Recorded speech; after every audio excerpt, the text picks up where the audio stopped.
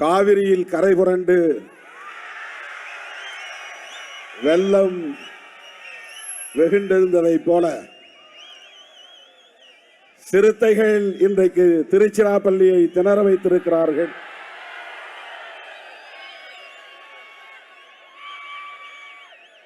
கண்ணு கட்டிய தூரம் வரையில் கடலென திரண்டிருக்கிற சிறுத்தைகளே,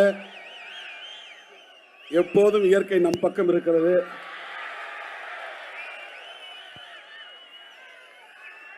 வானம் இருண்டிருந்தாலும் நமக்கு சூடு ஆகாது என்பதனால் இப்படி ஒரு குளிர்ச்சியான சூழலை நமக்கு இயற்கை தந்திருக்கிறது. இப்போது தீர்மானங்களை வாசிக்கிறோம்.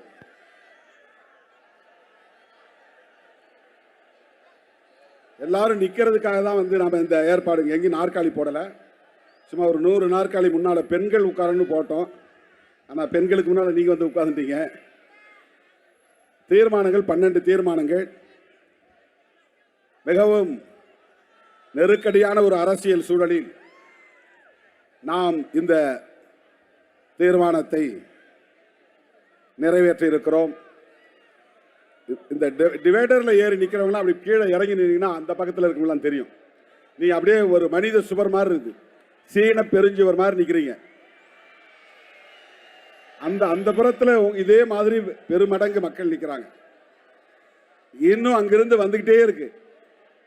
அனுமார் வாள் நீண்ட மாதிரி சிறுத்தைகளின் பேரணி வாள் நீண்டு கொண்டே இருக்கிறது. நாம் முன்னாலே வந்து சேர்ந்து விட்டோம். கடைசியில் வந்து கொண்டிருக்கிற சிறுத்தைகள் இன்னும் 1 கிலோமீட்டருக்கு அப்பால் இருக்கிறார்கள். தீர்மானம் எண் 1, இந்தியாவை மதசார்பற்ற நாடாக பாதுகாப்போம். 1976ஆம் ஆண்டு 42வது திருத்தத்தின் மூலம் very good very good very good very good.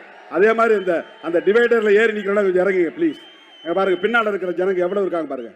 நீங்க மறைச்சி அப்படி இறங்கி நின்னீங்கன்னா அவங்களும் பார்ப்பாங்க. தம்பி நீங்களும் இறங்கி நிற்க ப்ளீஸ். தயவுசெய்து எல்லாம் முக்கிய பொறுப்பாளர் தான் ஏறி நிற்கிறீங்க. கீழே அங்கே பாருங்க பின்னால எவ்வளவு ஜனங்க நிற்கிறாங்க பாருங்க. கொஞ்சம் கீழே இறங்கி. அது வயர் அது எலக்ட்ரிக் வயர். தயவுசெய்து பிடிக்காதீங்க. தம்பி இறங்கு. டிவைடர்ல நிற்கிறவங்களா கொஞ்சம் இறங்குங்க ப்ளீஸ். அந்த பக்கம் பாருங்க, அந்த ரோட்ல எவ்வளவு பேர் நிற்கிறாங்கன்னு. தம்பி இந்த பேனர்லாம் இப்ப வேண்டாம். கொடி பேனர் எல்லாம் கீழே இறக்கு. கொடி பேனர்லாம் இப்ப கீழே இறக்குங்க. தயவுசெய்து கீழே இறங்கு ப்ளீஸ். அவங்க பின்னால் நிற்கிறவங்க மறைக்குது பாருங்க. என் முகம் அவங்களுக்கு மறைக்குது, அவங்க முகம் எனக்கு மறைக்குது. தீர்மானம் எண் 1, 1976ஆம் ஆண்டு 42வது திருத்தத்தின் மூலம் அரசமைப்பு சட்டத்தின் வகுப்புரையில் சேர்க்கப்பட்ட சோசலிஸ்ட், செக்யூலர் ஆகிய சொற்களை நீக்க வேண்டும் என்று பாஜகவினர் தாக்கல் செய்த மனுவை உச்சநீதிமன்றத்தின் 2 நீதிபதிகள் கொண்ட அமர்வு 2024ஆம் ஆண்டு நவம்பர் மாதத்தில் தள்ளுபடி செய்துவிட்டது. ரொம்ப முக்கியமான செய்தி இது. அம்பேத்கர் எழுதிய அரசமைப்பு சட்டத்தில் அந்த பிரியாம்பிள் என்கிற முகப்புரையில் இருக்கிற முக்கியமான 2 சொற்களை நீக்கும்படி யார் வழக்கு போட்டதுன்னா பிஜேபி. ஏன் இந்த பேரணி நடத்துறனா அதுதான் காரணம். அம்பேத்கர் எழுதிய சட்டத்தில் கை வைக்க பார்க்கிறார்கள். அனுமதிக்கலாமா? ஒருபோதும் அனுமதிக்க கூடாது. அந்த மனுவை உச்சநீதிமன்றம் தள்ளுபடி செய்துவிட்டது. ஆனாலும் அரசமைப்பு சட்டத்தின் முகப்புரையில் இருந்து செக்யூலர் என்கிற சொல்லை நீக்க வேண்டும் என்றும் இந்தியாவை மதம் சார்ந்த இந்து ராஷ்டிரம் என அறிவிக்க வேண்டும் என்றும் பாஜக உள்ளிட்ட சங்க பரிவார அமைப்புகள் தொடர்ந்து முயற்சித்து வருகின்றன. இந்தியா மதசார்பு கொண்ட நாடாக மாற்றப்பட்டால் சிறுபான்மை மதங்களை சார்ந்தவர்களின் உரிமைகள் மட்டுமல்ல, ஒட்டுமொத்த மக்களின் அடிப்படை உரிமைகள் யாவும் பறிபோய்விடும். சுதந்திரம், சமத்துவம், சகோதரத்துவம், ஜனநாயகம் போன்ற யாவும் ஒழிக்கப்பட்டுவிடும். இதான் அம்பேத்கர் எழுதின கொள்கை. அரசமைப்பு சட்டத்தில் இருக்கிறது சுதந்திரம், சமத்துவம், சகோதரத்துவம். இதுதான் ஜனநாயகம். இவை யாவும் ஒழிக்கப்பட்டுவிடும். புரட்சியாளர் அம்பேத்கர் அவர்கள் வகுத்தளித்துள்ள இன்றைய அரசமைப்பு சட்டம் தூக்கி எறியப்படும். மனுவாத ஆட்சி மீண்டும் நிறுவப்படும்.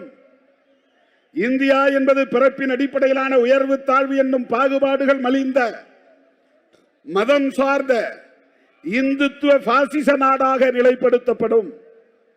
எனவே மதம் மக்களுக்கானதே தவிர அரசுக்கானதல்ல. மதம் மக்களுக்கானதே தவிர அரசுக்கானதல்ல. திரும்ப சொல்லுங்கள், மதம் மக்களுக்கானது. மதம் மக்களுக்கானது, அரசுக்கானதல்ல என சிறுத்தைகளின் இந்த பெருந்திரள் பேரணி மிகுந்த உறுதியோடு ஓங்கி உரத்து அறிவிக்கிறது. இந்தியாவை மதசார்பு கொண்ட நாடாக மாற்றுவதற்கு செய்யப்படும் எந்த ஒரு முயற்சியையும் தடுத்து முறியடிப்போம். புரட்சியாளர் அம்பேத்கர் வகுத்தளித்த அரசமைப்பு சட்டம் கூறுவது போல் இந்தியாவை மதசார்பற்ற நாடாகவே பாதுகாப்போம் என அனைத்து தரப்பு ஜனநாயக சக்திகளுக்கும் விடுதலை சிறுத்தைகள் கட்சி அறைகூவல் விடுக்கிறது. கைகளை தட்டி இந்த தீர்மானத்தை நிறைவேற்றுமாறு கேட்டுக் கொள்கிறேன். இனிமே நான் சொல்ல போகிற தீர்மானங்கள் எல்லாம் கூடுதல் தீர்மானம் தான். இந்த பேரணிக்கான முதல் தீர்மானம் ஒற்றை தீர்மானம், ஒரே தீர்மானம், உயிர் மூச்சான தீர்மானம், முதன்மையான தீர்மானம் இந்த தீர்மானம் தான். நாட்டில் எத்தனை மதங்களும் இருக்கட்டும், அது மக்களுக்குரியது. ஆனால் அரசாங்கம் ஒரு மதத்தை ஆதரித்து இன்னொரு மதத்தை எதிர்க்க கூடாது. இதுதான் அம்பேத்கர் சொல்லியிருக்கிற அரசமைப்பு சட்டம். மறுபடியும் நீங்க டிவைடர்ல ஏறிட்டீங்க. பின்னால இருக்கிற மக்களுக்கு மறைக்கும். தயவுசெய்து நீங்கள் இறங்கி நின்னீங்கன்னா அவங்களும் பார்ப்பாங்க. தீர்மானம் எண் 2, வக்ஃபு திருத்த சட்டத்தை திரும்ப பெற வேண்டும். அரசமைப்பு சட்டத்திற்கு எதிராகவும் இஸ்லாமியர்களுக்கான தனி சட்டத்திற்கு எதிராகவும் அனைத்து எதிர்க்கட்சிகளின் கடும் எதிர்ப்பையும் மீறி அடாவடியாக நிறைவேற்றப்பட்டுள்ள வக்ஃபு திருத்த சட்டத்தை உடனே திரும்ப பெற வேண்டும் என இந்த பேரணியின் மூலம் விடுதலை சிறுத்தைகள் கட்சி இந்திய ஒன்றிய அரசை வலியுறுத்துகிறது. வக்ஃபு திருத்த சட்டத்தை நிறைவேற்றிட்டாங்க, ஆனாலும் நாம சொல்றோம், வாபஸ் வாங்கு, திரும்ப பெறு. அத்துடன் அந்த சட்டத்துக்கு எதிராக அண்மையில் விதிக்கப்பட்டுள்ள தற்காலிக தடையை உச்சநீதிமன்றம் நீட்டிக்க வேண்டும் எனவும் இந்த பேரணி உச்சநீதிமன்றத்திற்கு விடுதலை சிறுத்தைகள் கட்சி வேண்டுகோள் விடுக்கிறது. அதாவது இப்போ சுப்ரீம் கோர்ட்ல ஒரு கேஸ் போட்டாங்க இந்த வக்ஃபு திருத்த சட்டத்தை எதிர்த்து. அவன் ஸ்டே பண்ணி வச்சிருக்கான். அதை உடனே வெக்கேட் பண்ணாதீங்க, ஸ்டேவை ரத்து பண்ணிடாதீங்க, அதை கண்டினியூ பண்ணுங்க அப்படின்னு நம்ம தீர்மானம் போறோம். அந்த ஸ்டே அப்படியே இருக்கணும். ஏன் நீங்கெல்லாம் கீழே நின்னா என்ன ஆயிரும்? ஏன் படியில் ஏறி உட்கார்ந்துருக்கிறீங்க?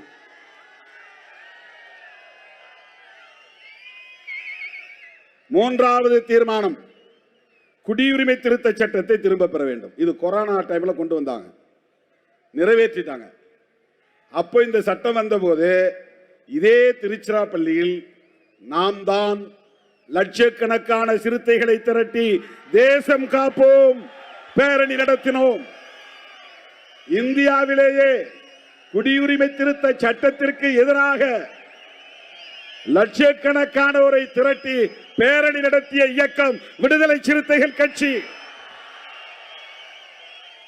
இன்றைக்கு வக்ஃபு திருத்த சட்டத்திற்கு எதிராக நாம் இந்த பேரணி நடத்துகிறோம். அதனால வக்ஃபு திருத்த சட்டத்தையும் திரும்ப பெறணும். 4 ஆண்டுகளுக்கு 5 ஆண்டுகளுக்கு முன்பே நிறைவேற்றப்பட்ட குடியுரிமை திருத்த சட்டத்தையும் திரும்ப பெற வேண்டும். கொரோனா பெருந்தொற்று காலத்தில் ஏற்கனவே இதே பாஜக அரசு எதிர்க்கட்சிகளின் தீவிரமான எதிர்ப்புகளையும் பொருட்படுத்தாமல் நிறைவேற்றிய குடியுரிமை திருத்த சட்டம் இந்திய அரசமைப்பு சட்டத்திற்கு முரணானதாகும்.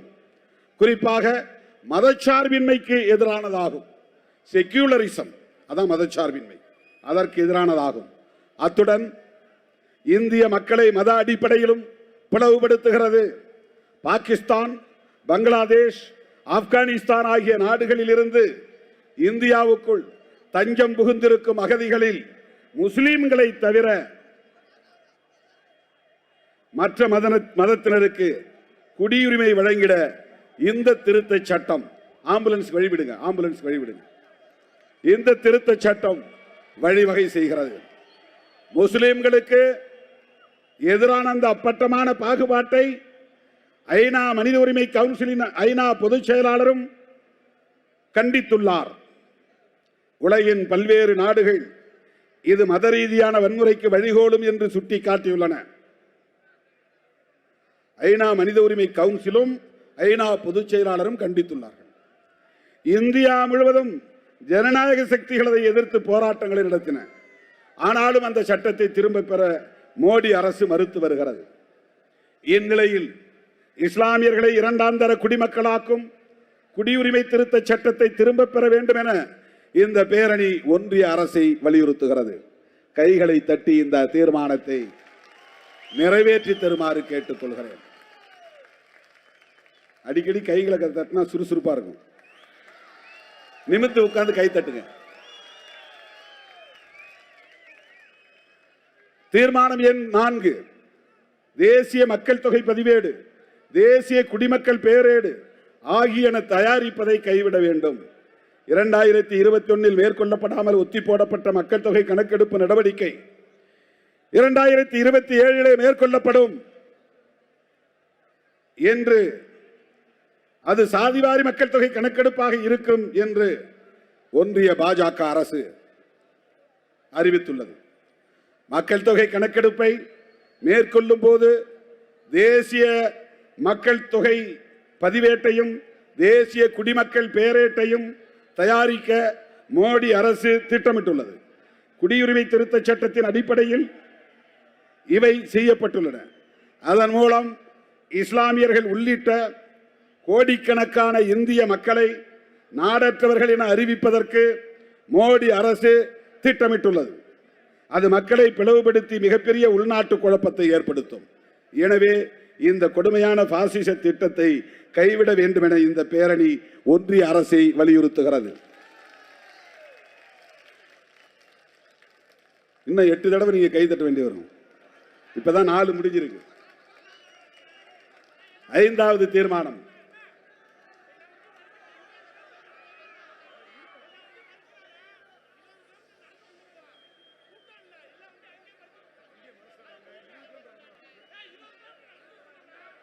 எந்த இடத்துல? சரி சரி சரி, வந்து சேருவாங்க. நம்ம தொடர்கள் சிறுத்தைகள் எப்படி வந்துருவாங்க, போலீஸ் மறிச்சா கூட விட மாட்டாங்க. விடுங்க, வரட்டும், விடுங்க. அங்க வண்டியை பாதி வண்டி மேல மறிச்சுட்டாங்களாம் போலீஸ். இங்க இடம் திருச்சி தாங்காதுல நாம வந்தா. காட்டாற்று வெள்ளமென சிறுத்தைகள் திரண்டால் திருச்சி திணறும். ஹலோ, ரைட் தம்பி, அங்க அந்த செட்டு வச்சிருக்கிறத கும்பலா நிக்காதீங்க. ஒவ்வொரு முறை இது மாதிரி நீங்க பண்றீங்க. வயர் கட்டானா இப்ப எப்படி பேச முடியும்? நானு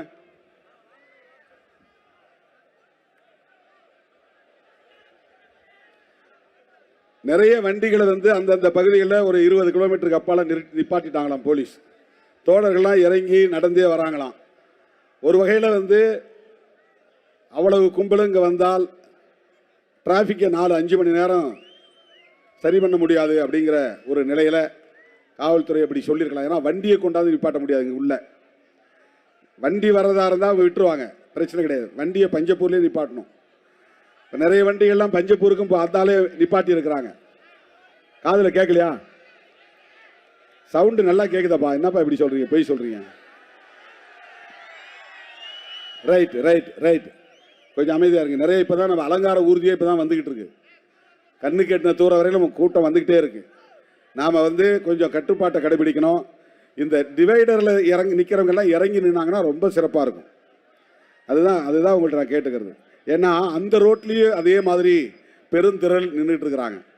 தீர்மானம் எண் 5, மதத்தின் பெயரால் ஏவப்படும் வன்முறைகளை கட்டுப்படுத்துவதற்கு சிறப்பு சட்டம் வேண்டும் என்று தொடர்ந்து வலியுறுத்தப்பட்ட காரணத்தால் மதவாத வன்முறை தடுப்பு சட்ட மசோதா நாடாளுமன்றத்தின் மாநிலங்களவையில் 2005ஆம் ஆண்டு 20 வருஷத்துக்கு முன்னால அறிமுகப்படுத்தப்பட்டது.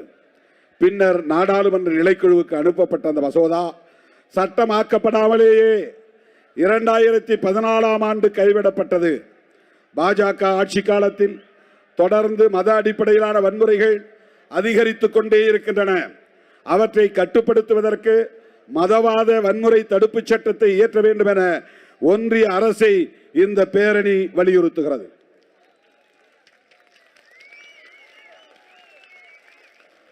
தீர்மானம் எண் 6, கும்பல் கொலைகளை பயங்கரவாத குற்றமாக அறிவித்திட வேண்டும்.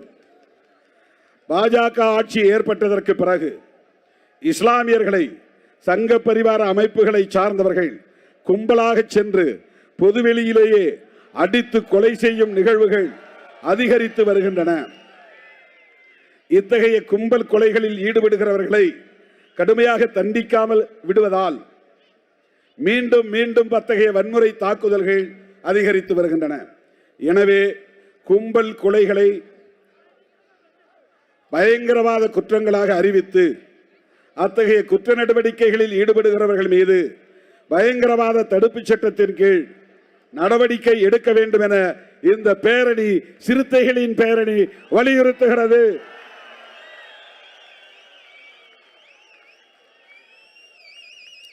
தீர்மானம் எண் 7, ஜம்மு காஷ்மீரை மீண்டும் மாநிலமாக அறிவிக்க வேண்டும்.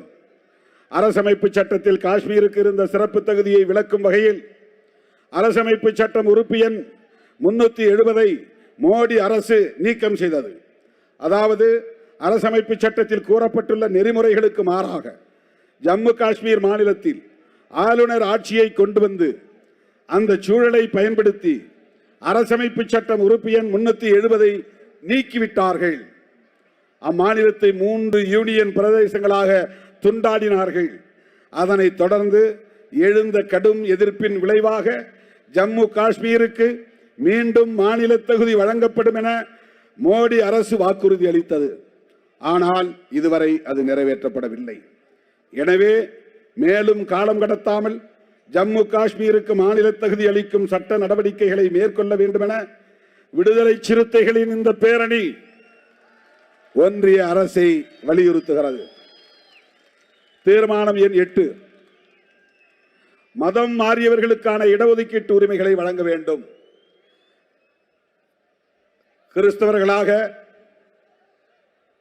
பௌத்தர்களாக, பிசி சமூகத்திலிருந்தும் எஸ்சி சமூகத்திலிருந்தும் ஏராளமானவர்கள் மதம் மாறி இருக்கிறார்கள்.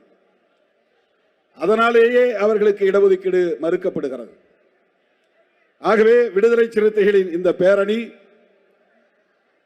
இந்த தீர்மானத்தை முன்மொழிகிறது. தம்பி, அந்த வண்டி அங்கே நிற்கட்டும், உள்ள வராதீங்க, அப்படியே நில்லு.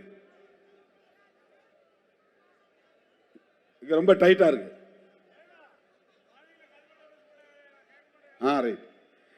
இந்து மதத்திலிருந்து சீக்கியம், பௌத்தம் ஆகிய மதங்களுக்கு மாறியவர்களுக்கு இடஒதுக்கீடு உரிமை மறுக்கப்படவில்லை. சீக்கியரா மாறினா இடஒதுக்கீடு உண்டு, புத்திஸ்டா மாறினா இடஒதுக்கீடு உண்டு. ஆனா முஸ்லிமாவும் கிறிஸ்டினாவும் மாறினா இடஒதுக்கீடு இல்லை. ஆனால் இஸ்லாம் மற்றும் கிறிஸ்தவம் ஆகிய மதங்களை தழுவுகிற பட்டியல் சமூகத்தினர், ஷெட்யூல் காஸ்ட் மற்றும் பிற பிற்படுத்தப்பட்டோருக்கு ஓபிசி இடஒதுக்கீடு வழங்கப்படுவதில்லை. இது அரசமைப்பு சட்டம் உறுப்பு எண் 25 உறுதி செய்யப்பட்டுள்ள மத அடிப்படையிலான சுதந்திரத்தை மறுப்பதாக உள்ளது. இது வயலேஷன் ஆஃப் ஆர்டிகல் 25.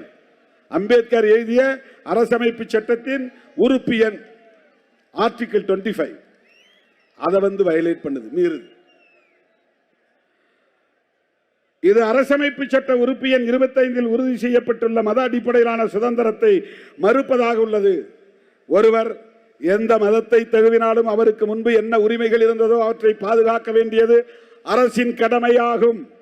எனவே இடஒதுக்கீடு உள்ளிட்ட உரிமைகளை மதம் மாறிய பட்டியல் சாதியினர் மற்றும் பிற பிற்படுத்தப்பட்டோர் ஆகியோருக்கு மறுக்கக்கூடாது.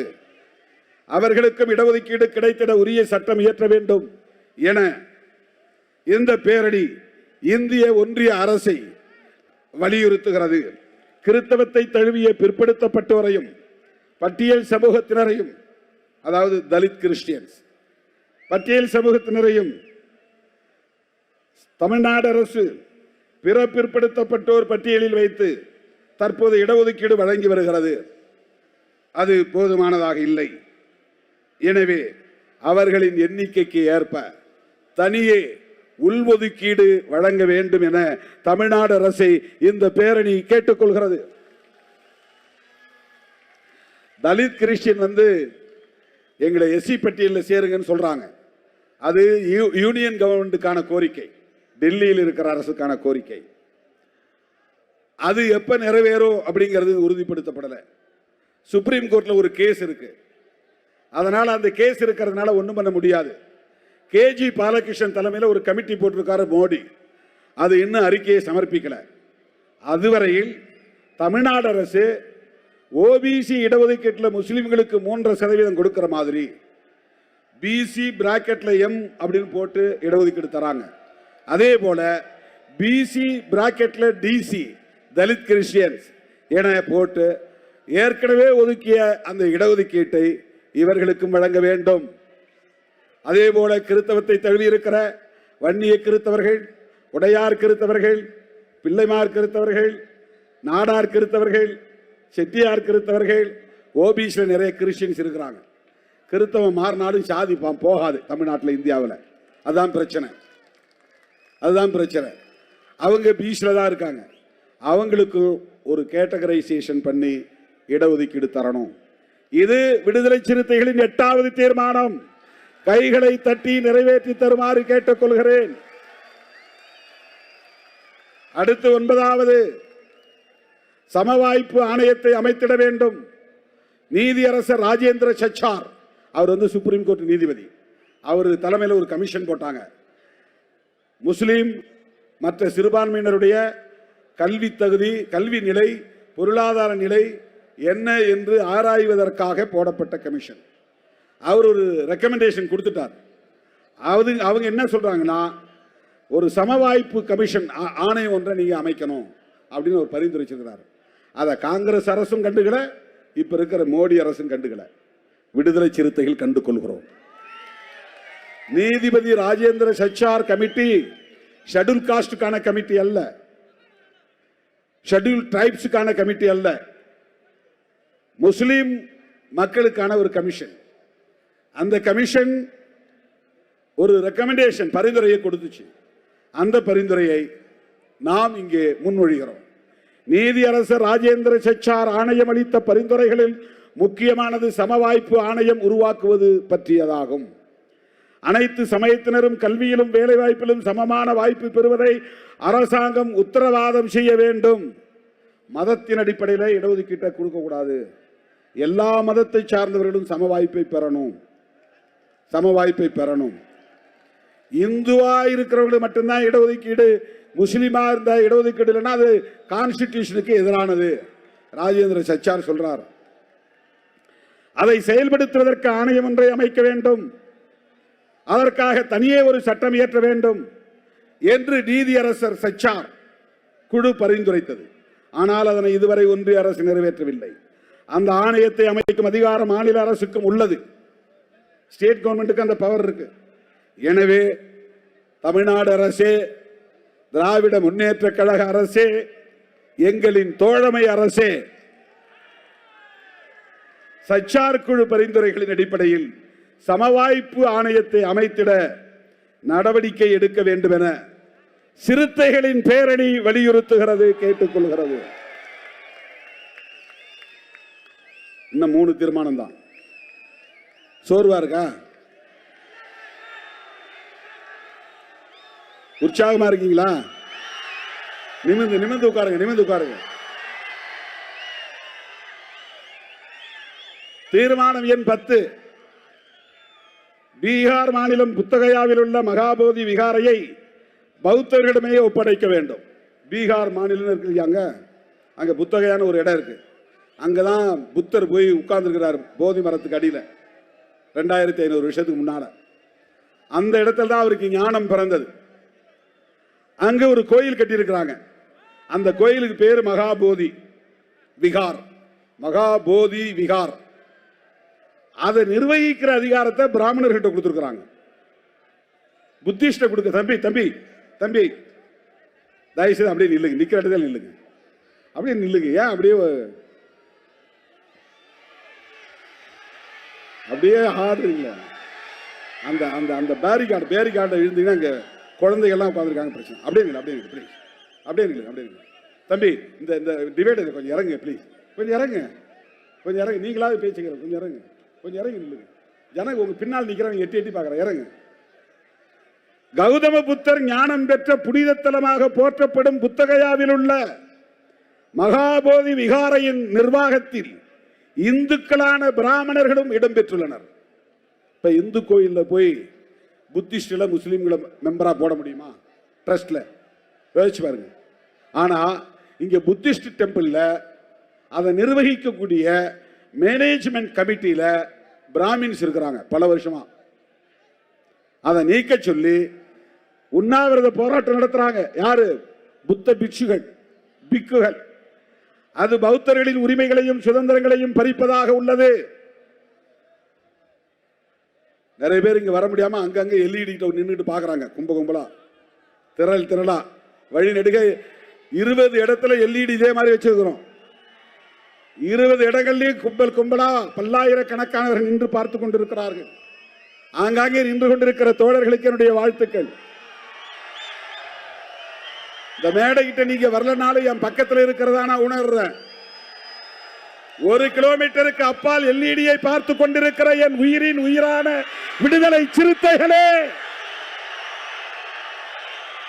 உங்கள் பாதங்களை தொட்டு வணங்குகிறேன். 10வது தீர்மானத்தை நிறைவேற்றி தாருங்கள். அந்த நிர்வாகத்தில் இருந்து இந்துக்களான பிராமணர்களை நீக்கி பௌத்தர்களிடமே அந்த நிர்வாகத்தை முழுமையாக ஒப்படைக்க வேண்டும் என்ற கோரிக்கையை முன்வைத்து புத்த பிக்குகளின் தொடர் போராட்டம் அங்கே நடைபெற்று வருகிறது. இந்நிலையில் பௌத்தர்களின் உணர்வுகளை மதித்து கோரிக்கையை ஏற்று மகாபோதி விகாரை அதன் நிர்வாகத்தை பௌத்தர்களிடமே ஒப்படைக்க வேண்டும் என்று சிறுத்தைகளின் இந்த பேரணி காவிரி கரை ஓரத்தில் இருந்து உரத்து முழங்குகிறது, வலியுறுத்துகிறது. இன்னும் 2 தீர்மானம் தான். நீங்க அமைதியா உட்காந்துருங்க, எனக்கு தான் தொண்டை போகுது, பயங்கரமா வலிக்குது. அங்க இருந்து கோஷம் போட்டு வந்த இங்க இந்த தீர்மானங்களை படித்துக் கொண்டிருக்கிறேன். 11வது தீர்மானம், வழிபாட்டு தலங்கள் சிறப்பு ஏற்பாடுகள் சட்டத்தை விளக்கக்கூடாது. அது மாதிரி ஒரு சட்டம் இருக்கு. அந்த சட்டத்தை நீக்கணும்னு பிஜேபி காரன் சொல்றான். இப்ப நாம வக்ஃப் திருத்த சட்டத்தை நீக்கணும்னு சொல்றோம் இல்லையா, அந்த மாதிரி அவன் இந்த சட்டத்தை நீக்க சொல்றான். வழிபாட்டு தலங்கள் சிறப்பு ஏற்பாடுகள் சட்டம். இந்த சட்டம் என்ன பண்ணுதுன்னா, எந்தெந்த மதங்களுக்கான வழிபாட்டு தலங்கள் இப்ப எப்படி இருக்கோ அப்படியே இருக்கணும். அதுல இது எங்க ஊர் கோயில் இருந்துச்சு 500 வருஷத்துக்கு முன்னால, இந்த இடத்துல ராமர் பிறந்தாரு, இந்த இடத்துல கிருஷ்ணர் பிறந்தாரு, அப்படிலாம் சண்டை போடக்கூடாது. ஏதோ அயோத்தியில் நடந்ததோட இருக்கட்டும், மற்ற இடங்கள்ல பிரச்சனை பண்ணக்கூடாது. எந்தெந்த இடத்துல எந்தெந்த கோயில் இருக்கோ அந்தந்த கோயிலை அப்படியே பாதுகாக்கணும், அதை அப்படியே மெயின்டைன் பண்ணணும் அப்படின்னு ஒரு சட்டம். இந்தியாவில் உள்ள வழிபாட்டு தலங்கள் 1947ஆம் ஆண்டு ஆகஸ்ட் 15ஆம் நாள் எந்த நிலையில் இருந்தனவோ, இந்த நாடு விடுதலை பெறுகிற போது, சுதந்திரம் அடைகிற போது ஒவ்வொரு கோயிலும் என்ன ஸ்டேட்டஸ்ல இருந்ததோ, இது இந்து கோயில், இது முஸ்லிம் மசூதி, இது கிறிஸ்தவர் தேவாலயம், இது சமணர் விகாரை, இது பௌத்தர் விகாரை, இது சமண பள்ளி என்று இருந்தால் 47 ஆகஸ்ட் 15 எப்படி இருந்துச்சோ அதே மாதிரி இருக்கணும். எந்த நிலையில் இருந்தனவோ அதே நிலை தொடர வேண்டும் என்பதற்காக வழிபாட்டு தலங்கள் சிறப்பு ஏற்பாடுகள் சட்டம் இயற்றப்பட்டது.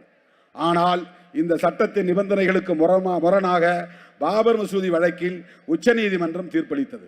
அந்த வெற்றியில் ருசி கண்ட சங்க பரிவாரத்தினர் இஸ்லாமியர்களுக்கு சொந்தமான பல்வேறு மசூதிகளை இந்து கோவில்கள் என உரிமை கொண்டாடி வழக்குகளை தொடுத்து வருகின்றனர். குறிப்பாக வழிபாட்டு தலங்கள் சிறப்பு ஏற்பாடுகள் சட்டத்தை ரத்து செய்ய வேண்டும் என்று உச்ச நீதிமன்றத்தில் வழக்கம் தொடுத்துள்ளனர்.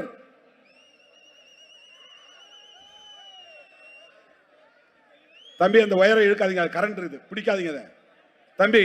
அதனால தான் நான் சொல்றேன், கீழே இறங்குங்க. சொல்லுங்க, கேளுங்க தம்பி, கொஞ்சம் கீழே இறங்குங்க. அந்த கரண்ட்ல ஏதாவது ஆச்சுன்னா இவ்வளவு தூரம் இப்ப அமைதியா நடந்துகிட்டு இருக்குல்ல, நான் உங்கள்கிட்ட பேச வேண்டியிருக்கல, கொஞ்சம் கீழே இறங்குங்க ப்ளீஸ். அந்த வயரை இழுக்காதீங்க. கரண்ட் போகுது தம்பி, உட்காருப்ப தம்பி, உட்காரு ப்ளீஸ். அப்படியே அப்படியே டிவைடர்ல உட்காரு, டிவைடர்ல உட்காரு. இத்தனை 1000 லட்சம் பேர் கேட்கறாங்க என் பேச்ச, நீங்க ஒரு 4-5 பேர் இப்படி கேட்காம இருக்கிறீங்க பாரு. உட்காருங்க, உங்க நல்லதுதான் சொல்றேன், உட்காரு, உங்க நல்லதுதான் சொல்றேன். உச்ச நீதிமன்றத்தில் வழக்கம் தொடுத்துள்ளனர்.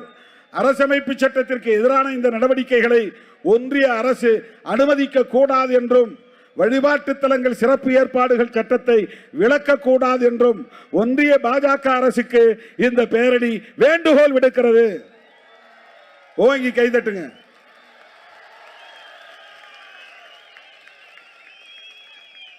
இப்போ உங்களுக்கு ஒரு மகிழ்ச்சியான செய்தி, கடைசி தீர்மானம் படிக்க போறேன். ரொம்ப நேரம் தீர்மானமே படிச்சுட்டு இருக்குது, போர் அடிக்குதா? கடைசி தீர்மானம் 12வது தீர்மானம், பொது சிவில் சட்டம் கொண்டு வரும் முயற்சியை கைவிட வேண்டும். இப்ப பார்லிமெண்ட்ல இந்த கூட்டத்தொடரிலோ அடுத்த கூட்டத்தொடரிலோ புதுசா ஒரு சட்டத்தை கொண்டு வர போறாங்க. என்னன்னா, முஸ்லிம்களுக்கு தனி சட்டம் கூடாது, கிறிஸ்தவர்களுக்கு தனி சட்டம் கூடாது, எல்லாருக்கும் பொதுவான ஒரு சிவில் சட்டம். தம்பி கொஞ்சம் பின்னால தள்ளி நில்லுங்க, போலீஸிங் பயங்கர நெருக்கடியாக, இந்த பேரிகார்ட்ல தள்ளி நிற்க, பின்னால முன்னால இழுக்காது, தள்ளாதீங்க, உட்கார்ந்து மேல வந்து இழுக்க வேண்டியது. கொஞ்சம் பேக்ல தள்ளி நில்லுங்க, அப்படியே ஸ்டெடியா நில்லுங்க, அப்படியே நின்ன இடத்துல நில்லுங்க, முன்னால சாயாதீங்க. எல்லாம் இளைஞர்கள் தான், அப்படியே நில்லுங்க, நெஞ்ச நிமிர்த்தி. உன்னை எவனும் முன்னால தள்ளி மேல ஏறக்கூடாது, கீழே இடிச்சு தள்ளி மேல ஏற அனுமதிக்க கூடாது ஒருபோதும், ஸ்டெடியா நிக்கணும். கடைசி தீர்மானம், ஒன்றிய பாஜக அரசு இந்தியாவில் பொது சிவில் சட்டத்தை கொண்டு வருவதற்கு முயன்று வருகிறது. 2018 ஆகஸ்ட் மாதத்தில் வெளியிடப்பட்ட சட்ட ஆணையத்தின் 21வது அறிக்கையில் பொது சிவில் சட்டம் இந்த கட்டத்தில் அவசியமும் அல்ல, விரும்பத்தக்கதும் அல்ல என்று தெளிவாக கூறப்பட்டுள்ளது. லா கமிஷன் ஒரு அமைப்பு இருக்கு. தம்பி தம்பி கீழே இறங்க, ஒரு ஆள் எவ்வளவு வேற பிரச்சனை பண்ற, கீழே இறங்க, கீழே இறங்க, கீழே இறங்க, கீழே தம்பி கீழே இறங்க.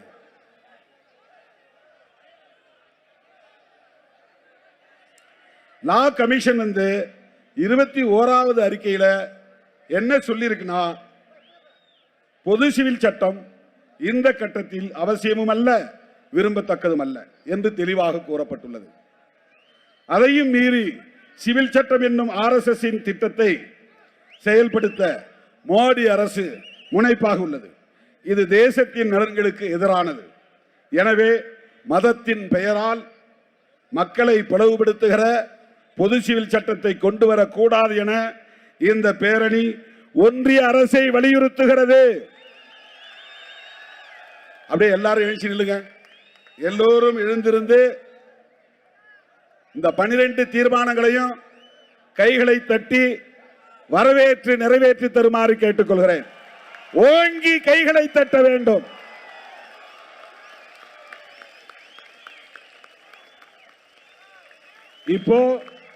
இப்போ நாம் அமைதி காக்கும் நேரம். தம்பி, அண்மையில குஜராத் மாநிலம் அகமதாபாத்தில் 242 பேரோடு பறந்து போன லண்டனுக்கு புறப்பட்ட ஏர் இந்தியா விமானம் விபத்திலே சிக்கியது. 242 பேரில் ஒரே ஒருவரை தவிர 241 பேரும் அப்படியே உயிரோடு எரிந்து சாம்பலாகிவிட்டார்கள். அது விழுந்த மருத்துவக் கல்லூரி மாணவர் விடுதியில் கட்டிடத்தில் அது விழுந்ததால் உள்ளே அமர்ந்து உணவருந்திக் கொண்டிருந்த மாணவர்களும் மருத்துவர்களும் பல பேர் உயிரிழந்திருக்கிறார்கள். அந்த தோழர்கள் அனைவருக்கும் நாம் சில நொடிகள் அமைதி காத்து அந்த துக்கத்தை, துயரத்தை நெஞ்சிலே இருத்தி அகவணக்கம் செலுத்துவோம். கூச்சல் வேண்டாம், இரைச்சல் வேண்டாம், தயவு கூர்ந்து அமைதி காக்க வேண்டுகிறேன். தம்பி பிளீஸ் சைலன்ஸ். 242 பேர் மற்றும் 241 பேர் மற்றும் மருத்துவக் கல்லூரி மாணவர் விடுதியில் உயிரிழந்த தோழர்கள் உட்பட அனைவருக்கும் நமது அஞ்சலியை செலுத்துவோம்.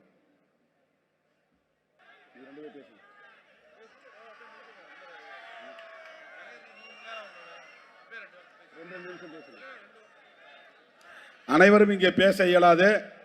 நமது பொதுச் செயலாளர்கள் இருவரும் ஆளுக்கு சில நிமிடங்கள். தம்பி, அங்கிருந்து விழுந்தீங்கன்னா என்ன ஆகும் சொல்லுங்க. இவ்வளவு அமைதியா முடிகிற பேரணி துக்கத்தில் முடிஞ்சிடக்கூடாது. தயவுசெய்து கீழே இறங்குவாங்க. உங்க ஆர்வம் புரியுது. உங்களுக்கு என்னுடைய அன்பு முத்தங்கள். கீழே இறங்குங்க.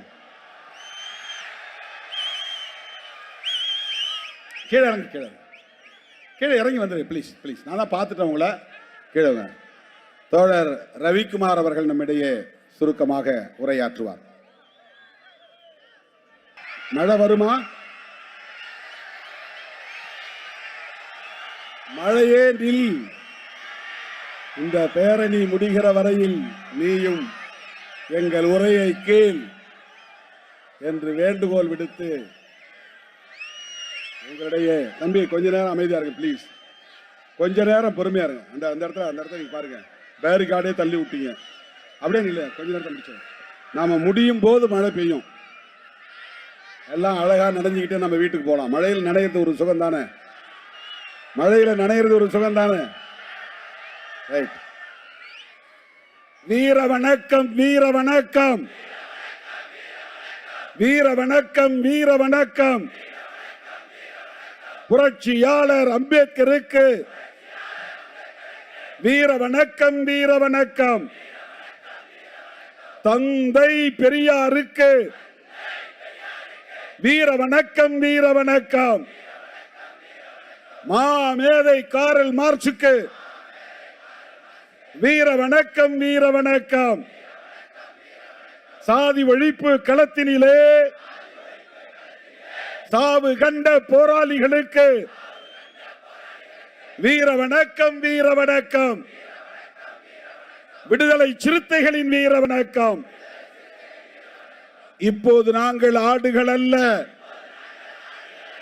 இப்போது நாங்கள் ஆடுகள் அல்ல, இளிச்சவாயர் கூட்டமும் அல்ல, சீரிப்பாயும் விடுதலை சிறுத்தைகள். அடங்க மறுப்போம், அத்துமீறுவோம். அடங்க மறுப்போம், அத்துமீறுவோம். திமிரி எழுவோம், திருப்பி அடிப்போம். தலை நிமிரச் சேரி திரளும், தலை கீழாய் நாடு புரளும். வீர வணக்கம், வீர வணக்கம். வேறறுப்போம், வேறறுப்போம். சனாதனத்தை வேறறுப்போம். வென்றெடுப்போம், வென்றெடுப்போம்.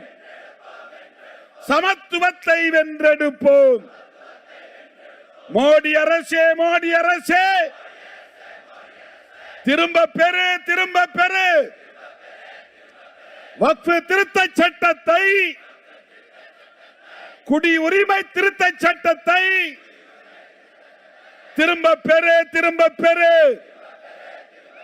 பரப்பாதே, பரப்பாதே. முஸ்லிம்களுக்கு எதிராக, கிறிஸ்தவர்களுக்கு எதிராக வெறுப்பு அரசியலை பரப்பாதே. சிதைக்காதே, சிதைக்காதே. அரசமைப்பு சட்டத்தை சிதைக்காதே, சிதைக்காதே. முறியடிப்போம், முறியடிப்போம். சனாதன சதி செயல்களை முறியடிப்போம், முறியடிப்போம். சனாதன சக்திகளா, விடுதலை சிறுத்தைகளா? சனாதன சக்திகளா, விடுதலை சிறுத்தைகளா? விரட்டி அடிப்போம், விரட்டி அடிப்போம். சமத்துவத்திற்கு எதிரான மதவாத சக்திகளை, சனாதன சக்திகளை விரட்டி அடிப்போம், விரட்டி அடிப்போம். அழைக்கும் போதெல்லாம் ஓடோடி வருகிற என் உயிரின் உயிரான விடுதலை சிறுத்தைகளே, உங்கள் ஒவ்வொருவரின் காலடிகளையும் தொட்டு எனது நன்றி மலர்களை நான் காணிக்கையாக்குகிறேன்.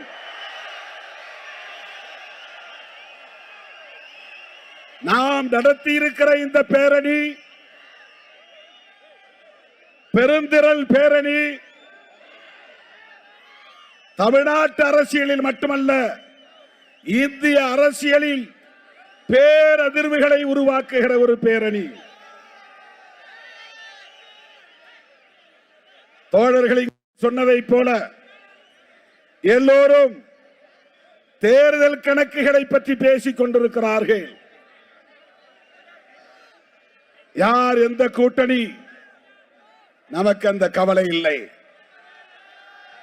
எத்தனை இடங்கள் என்று பேசிக் கொண்டிருக்கிறார்கள், நமக்கு அந்த கவலை இல்லை. யார் முதலமைச்சர் என்று பேசிக் கொண்டிருக்கிறார்கள், நமக்கு அந்த கவலை இல்லை.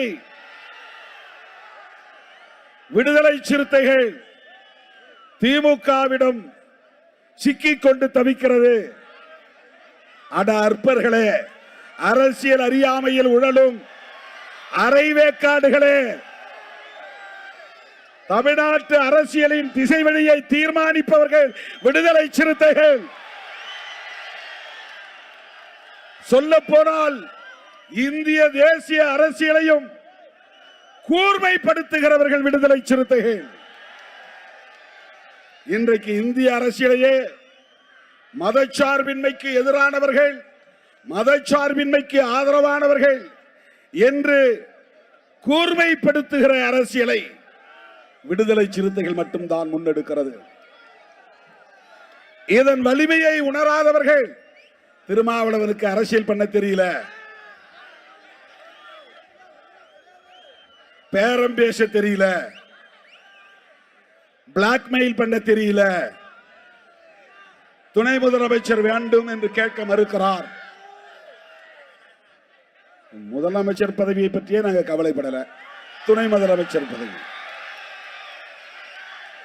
எங்கள் தந்தை புரட்சியாளர் அம்பேத்கர் பிரதமரை கைப்பற்றுங்கள் என்றுதான் வழிகாட்டி இருக்கிறார். அதுதான் அதிகாரம் உள்ள பதவி, அதுதான் அரசு, அதுதான் அதிகாரம் உள்ள பதவி. தலித்துகள், பழங்குடி மக்கள், இந்த மண்ணின் பூர்வீக குடிகள் ஆட்சி அதிகாரத்திற்கு வர வேண்டும். இதுதான் புரட்சியாளர் அம்பேத்கர் கண்ட கனவு. பாலு பாலு உட்காருங்க, உட்காருங்க. இதுதான் புரட்சியாளர் அம்பேத்கரின் கனவு. எந்த நேரத்தில் என்ன செய்ய வேண்டும் என்று எங்களுக்கு தெரியும், திருமாவளவனுக்கு தெரியும், விடுதலை சிறுத்தைகளுக்கு தெரியும். சும்மா யூடியூப்ல உட்கார்ந்து கண்டவெல்லாம் நமக்கு அட்வைஸ் பண்றான். அதை செய்யக்கூடாது, இதை செய்யக்கூடாது, இதுதான் நோக்கம், அதுதான் நோக்கம்.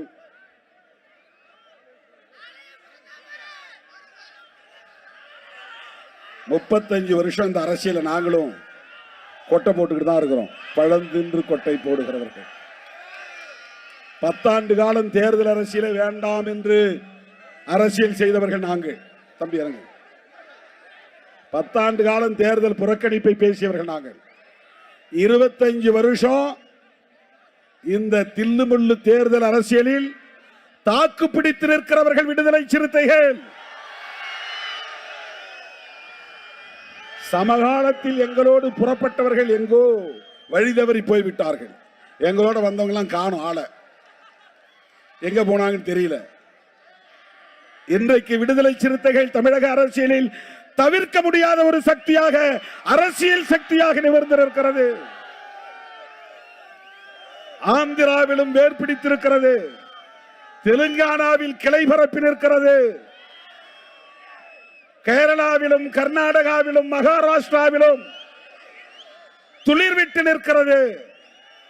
விடுதலை சிறுத்தைகள் கட்சி இன்றைக்கு எல்லா வரம்புகளையும் கடந்து வளர்ந்து நிமிர்ந்து நிற்கிறது. எங்களுக்கு யாருடைய அட்வைஸும் தேவையில்லை. இதை செய்ய அதை செய்ய, ஏன் உனக்கு பேச தெரியல. அப்புறம் சில நாதாரிகள் புறப்பட்டு இருக்கிறாங்க. நாதாரிகள்னா என்னன்னு எனக்கு அர்த்தம் தெரியாது, ஆனா சொல்றேன். ஊதாரிகள்னா தெரியும். கம்பெனி இருங்க பாலு. சில நாதாரிகள் புறப்பட்டு இருக்கிறாங்க. நாம இந்த பட்டியல் சமூகத்து மக்களை ஏமாத்துறோமா? இவனெல்லாம் என்ன சொல்றது? இவர்களுக்கு யாரு எப்படி பதில் சொல்றது? இன்றைக்கு தமிழகத்திலே பட்டியல் சமூகத்து மக்கள் தலை நிமிர்ந்து நிற்கிறார்கள் என்று சொன்னால், சமூக தளத்திலும், அரசியல் தளத்திலும், பொருளாதார தளத்திலும், கலாச்சார தளத்திலும், கலை உலகத்திலும் இன்றைக்கு தலை நிமிர்ந்து நிற்கிறார்கள் என்று சொன்னால், விடுதலை சிறுத்தைகளின் எழுச்சிதான் அதற்கு காரணம் என்பதை மறந்துவிடக் கூடாது. தம்பி வேடன் 2 நாளைக்கு முன்னாடி போன்ல பேசினான்.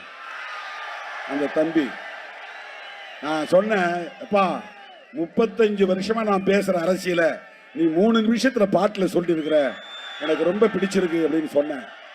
அந்த தம்பி சொன்னான், ஐயா நீங்க எல்லாம் பேசுறதுனால தான் நாங்கெல்லாம் பாடுறோம், எங்களுக்கு அந்த துணிச்சல். இன்றைக்கு எல்லா துறைகளிலும் காலரை தூக்கிவிட்டு கொண்டு ஒடுக்கப்பட்டவர்கள் தலை நிமிர்ந்து நடக்கிறார்கள் என்று சொன்னால், இது போன்ற பரந்த வீதிகளில் வீறு நடை போடுகிறார்கள் என்று சொன்னால்,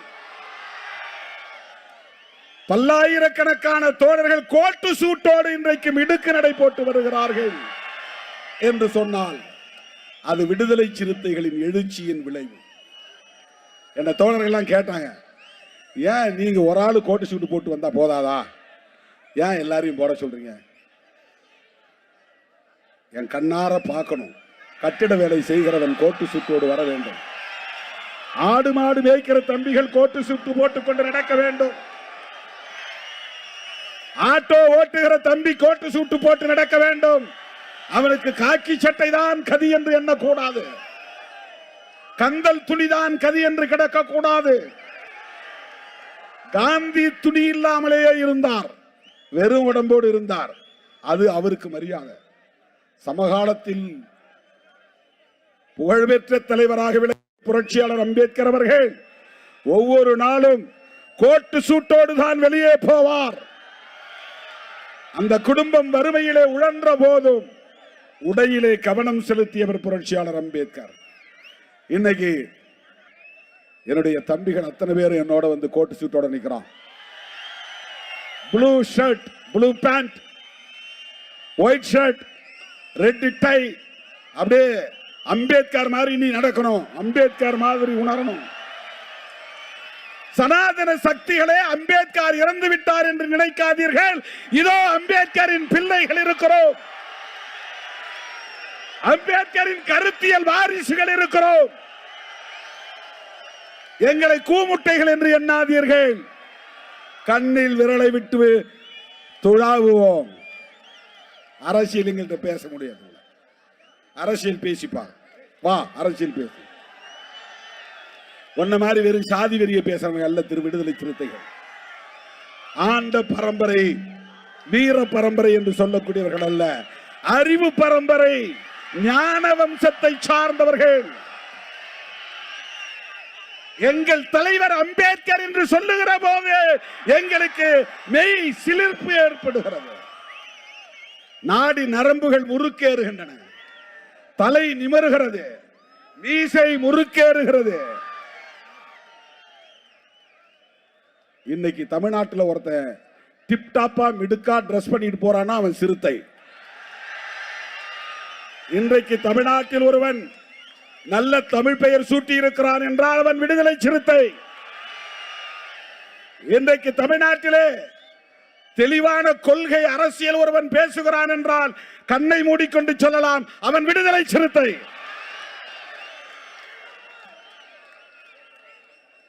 எவ்வளவு தில்லுமுள்ளு அரசியல் என்பது உங்களுக்கு தெரியும்.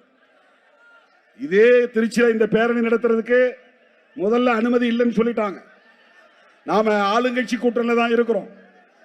காவல்துறை சொன்னாங்க, எங்களுக்கு அனுமதி தர சொல்லி மேலிடத்துல இருந்து எந்த இன்ஸ்ட்ரக்ஷன் வரல. அனுமதி இல்லைன்னாங்க. தமிழ்நாடு முழுக்க இன்னைக்கு காவல்துறை உயர்நீதிமன்றத்தில் வந்த தீர்ப்பு, கொடிக்கம்பங்களெல்லாம் வெளியேற்றணும், இடிக்கணும், அப்புறப்படுத்தணும். மற்ற கட்சி கொடிக்கம்பங்கள்லாம் அப்படியே இருக்கு. போலீஸுக்கும் ஹைவேஸுக்கும் இதுதான் ஒரு வாய்ப்புன்னு உடனே இறங்கிட்டான் களத்துல. சிறுத்தைகள் கொடியெல்லாம் இடிலான்றான். இவ்வளவு நெருக்கடிகளை தாங்கிக் கொண்டு இந்த களத்திலே நிற்கிற இயக்கம் விடுதலை சிறுத்தைகள் கட்சி. கொடியேற்ற முடியவில்லை, பொதுக்கூட்டம் நடத்த முடியவில்லை, பேரணி நடத்த முடியவில்லை, மாநாடு நடத்த முடியவில்லை. இப்படியெல்லாம் நெருக்கடிகள் 25 ஆண்டுகளாக. நாம கூட்டணியிலே இருப்போம், கூட்டணி கட்சியாரனே ஒருத்தர் மேல ஏறி அந்த கொடியை மட்டும் கட் பண்ணுவான் என்று ஒன்னாவது காட்டினாங்க. அந்த தம்பி ஒரு நாள் சிறுத்தையா மாறுவான், பொறுமையா இருங்க என்று நான் சொல்லி இருக்கிறேன். வண்டியில கல்லெடுத்து அடிப்பான், அந்த தம்பிகள் ஒரு நாள் பூவெடுத்து வீசுவான் என்று நான் சொல்லி இருக்கிறேன். இப்படித்தான் இந்த அடக்குமுறைகளையும் நெருக்கடிகளையும் தாக்குப்பிடித்து இந்த இயக்கம் 1/4 நூற்றாண்டு காலம் இந்த களத்திலே போராடி கொண்டிருக்கிறது. தவிர்க்க முடியாத ஒரு அரசியல் சக்தியாக மாறி இருக்கிறது. ஏன் திமுகவை ஆதரிக்கிறோம்? திமுக கூட்டணியை விட்டு வெளியே நின்றால் என்ன ஆகிவிடும்? எங்க மேல என்ன ஏதாவது இன்கம் டாக்ஸ் ரைடு வரப்போதா? இடி ரைடு வரப்போதா? வேற என்ன செய்ய முடியும் உங்களால? மாநில அரசாலும் ஒண்ணும் பண்ண முடியாது, மத்திய அரசாலும் ஒண்ணும் பண்ண முடியாது. நாங்க எதற்காக பயப்பட வேண்டும்? யாருக்காக பயப்பட வேண்டும்? என்ன நெருக்கடி? நாங்கள் அம்பேத்கரின் பிள்ளைகள், பெரியாரின் பிள்ளைகள், மார்க்சின் கருத்தியல் வாரிசுகள். அதனால் ஒரு முடிவை துணிவாக எடுத்து, தெளிவாக எடுத்து, உறுதியாக நிற்கிறோம். எல்லா கதையும் அடைச்சிக்கிட்டு இவர் என்ன பண்ண போறாரு? எங்களுக்கான காலம் கனியும் வரையில் நாங்கள் காத்திருப்போம். அதுதான் டெம்பரரி, ஒரு தற்காலிகமான விளைச்சலுக்காக நாங்கள் அவசர முடிவுகளை எடுக்கக்கூடியவர்கள் அல்ல. நான் சொல்லுவேன், எங்களை நோக்கி அதிகாரம் வரும், எங்களை நோக்கி நாற்காலிகள் வரும், எங்களை ஒரு ஓரமாக உட்கார் என்று நீ சொன்னால் அதுதான் அந்த மேடையின் மையமாக மாறும். எங்களை இறங்கி போய் ஒரு ஓரத்திலே நில் என்று சொன்னால் நாங்கள் நிற்கிற இடமே அந்த அவையின் மையமாக மாறும். எங்களை ஓரங்கட்ட பார்த்தாலும் ஒதுக்க பார்த்தாலும் நாங்களே மையம் என்பதை நிறுவுவோம். இதுதான் எங்கள் அரசியல். அருமை தோழர்களே, திராவிட முன்னேற்ற கழகத்தோடு நாம் கொண்டிருக்கிற உறவு என்பது கொள்கை உறவு. இடங்களை பற்றி பேச்சுவார்த்தையில் முடிவு செய்து கொள்வோம், அது வேறு. ஆனால்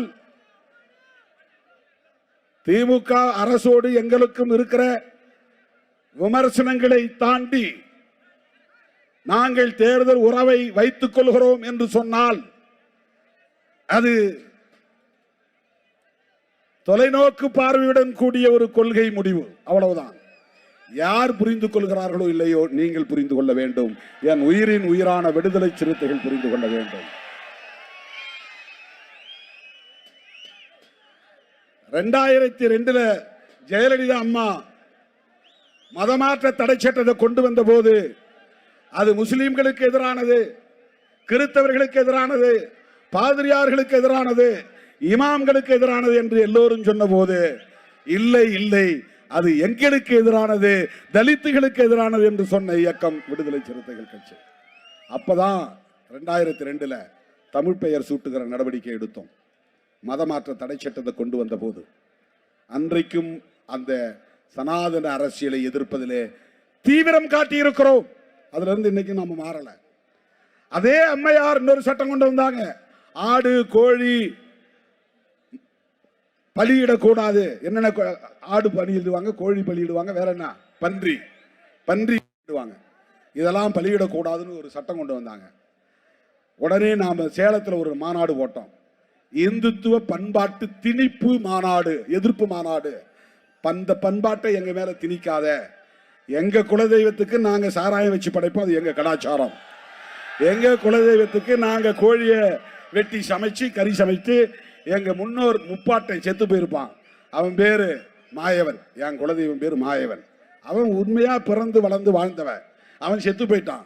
அவனுக்கு நடுகள் நட்டு படைக்கிறோம். நாங்க மீன் படைப்போம், கருவாடு படைப்போம், பன்றியை வெட்டி பன்றி கறியை சமைச்சு அதை சாப்பிடுவோம், படைச்சு சாப்பிடுவோம். இது எங்க கலாச்சாரம். இதை தடுக்கிறது நீ யார்?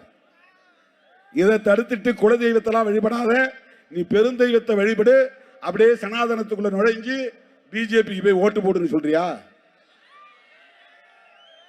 திடீர்னு இன்னைக்கு முருக பக்தர், அவங்களுக்கு முருகனுக்கு மேல பக்தி வந்துருச்சு.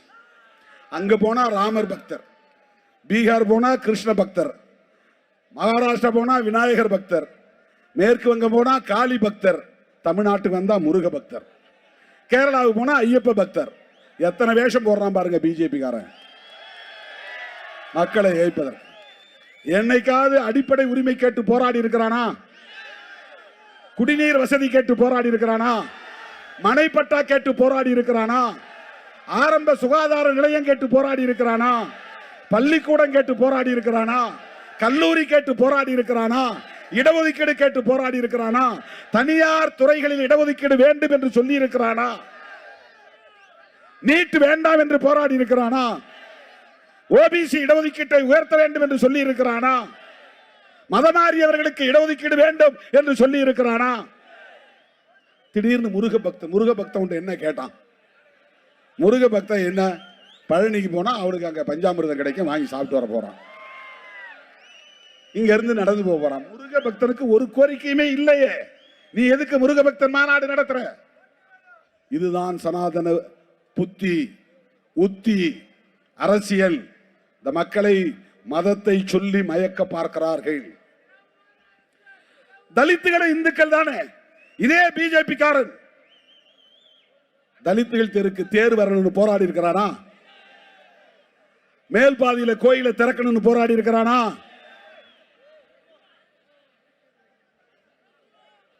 சாதிய வன்கொடுமைகள் கூடாது என்று போராடி இருக்கிறானா? சேரிகளை கொளுத்தும் போது கண்டித்திருக்கிறானா? இங்க வேப்பந்தட்டில கோர்ட் ஜட்ஜ்மெண்ட் கொடுத்துட்டான், ஸ்டே கொடுத்துட்டான். ஒரு 100 மீட்டர் எஸ்சி தெருவுக்கு தேர் வரட்டும்ன்றான். முடியாதுன்னு கலெக்டரும் சேர்ந்து தீர்மானம் போடுறான். கலெக்டர் போலீஸ் எல்லாம் சேர்ந்து பழையபடி எப்படி இருந்ததோ அப்படியே இரு.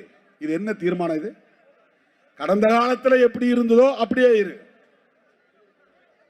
அப்படியே இருன்னு சொல்றதுக்கு தான் அரசமைப்பு சட்டத்தை நீர்த்து போக செய்கிற வேலையை செய்யறாங்க.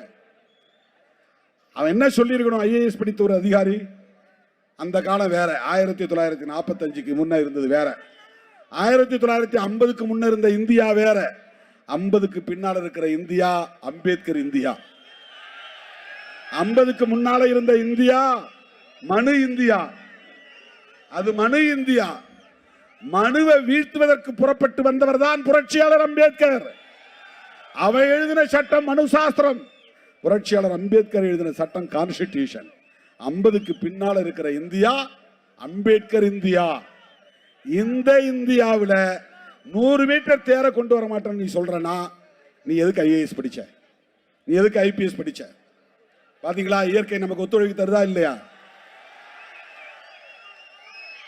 போயிருச்சு. நீங்க டிவைடர்ல ஏறினதுனால தான் லைட் எல்லாம் கட் பண்ணிட்டாங்க, இல்லைன்னா லைட் நமக்கு வந்திருக்கும், வெளிச்சம் நல்லா இருந்திருக்கும். தோழர்களே, இப்படி தலித்துகள் இந்துக்களாக இருந்தாலும் கூட தலித்துகளின் உரிமைகளுக்காக போராடாதவர்கள் தான் பிஜேபி காரர்கள்.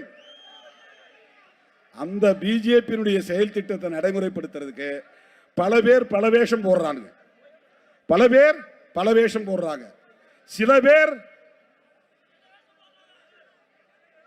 சினிமா புகழோடு வந்திருக்கிறாங்க, ஹீரோ என்கிற அந்த வேஷத்தோட வந்திருக்கிறாங்க. நாம எச்சரிக்கையா இருக்கணும். எல்லாம் என்ன சொல்றாங்கன்னா, இந்த எஸ்சி சமுதாயத்தை சார்ந்த இளைஞர்கள்லாம் அப்படியே சினிமாவுக்கு பின்னால போயிருவாங்க, சினிமா ஹீரோவுக்கு பின்னால போயிருவாங்க. நடக்குமா? ஏமாறுவீர்களா? அப்படி வெறும் சினிமா விளம்பரத்திற்காக அல்லது அந்த புகழுக்காக மயங்கி அரசியல் களத்திலே தோல்வியடையக்கூடியவர்களா நீங்கள்? நான் சொன்ன அம்பேத்கரை ஏற்றுக்கொண்ட எவனும் எந்த விளம்பர மாயைக்கும் பணிய மாட்டான், விளைவோக மாட்டான். அம்பேத்கர் அரசியலே வேற, அதை அவங்களால புரிஞ்சிக்கவே முடியாது.